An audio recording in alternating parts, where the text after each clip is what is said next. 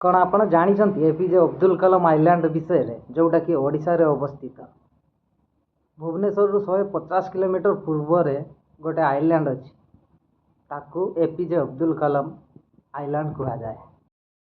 पूर्वर यही आइलैंड रो नाम व्हीलर द्वीप भाव में परिचित थिला।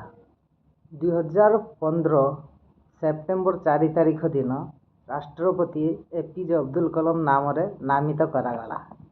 यही आइलैंड रे एकीकृत मिसाइल रेंज मिसाइल परीक्षण सुविधा रही। यह भद्रक जिला रे अवस्थित। एहिठारो आकाश अग्निअस्त्र ब्रह्मस निर्भय प्रहार पृथ्वी शौर्य एडवांस एयरलाइन डिफेन्स भली मिसाइल ऑलरेडी परीक्षण करा जाई सारी। ये हूँ आम ओडिशा भाई। जदि आपण ओडिशा को भल पाउथांती आ ओडिशा विषय एमती ही वीडियो देखा चाहूँ तो मो प्रोफाइल को फॉलो करंतु, वीडियो को लाइक कर दियंतु।